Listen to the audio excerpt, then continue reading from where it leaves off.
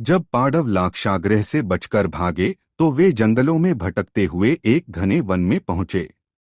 वहां एक राक्षस कुल में जन्मी हिडिंबा, उसका भाई हिडिंब भी उसी वन में रहता था और वह एक भयानक और रक्तपिपासु राक्षस था। हिडिंब ने अपनी बहन हिडिंबा से कहा, यहाँ कुछ मनुष्यों की गंध आ रही है, जा और उन्हें पकड़कर मेरे लिए ले आ ताकि मैं उनका मांस खा सकूं। हिडिंबा अपने भाई की आज्ञा मानते हुए पांडवों के पास पहुंची। जब उसने वहां देखा तो पांडव आराम कर रहे थे और भीम उनकी सुरक्षा के लिए पहरा दे रहे थे। हिडिंबा ने भीम को देखा और वह तुरंत ही भीम के रूप और वीरता पर मोहित हो गई। उसने अपने मन में निश्चय किया कि वह भीम को अपना पति बनाएगी। हिडिंबा ने अपना रूप बदलकर एक सुंदर स्त्री का रूप धारण कर लिया और भीम के पास जाकर बोली, मैं हिडिंबा हूँ। मैं एक राक्षसी हूँ, लेकिन मैं तुमसे प्रेम करती हूँ। मेरे भाई हिडिंब ने मुझे तुम्हें मारने के लिए भेजा है, परंतु मैं ऐसा नहीं कर सकती।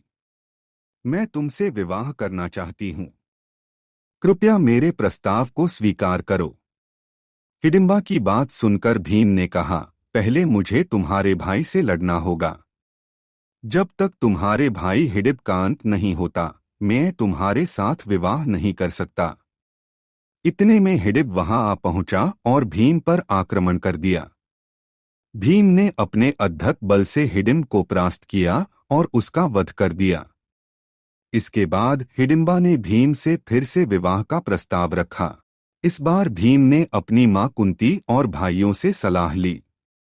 कुंती ने कहा, यदि हिडिंबा सच्चे दिल से तुमसे प्रेम करती है तो तुम उससे विवाह कर सकते हो। इस तरह भीम ने हिडिंबा से विवाह कर लिया।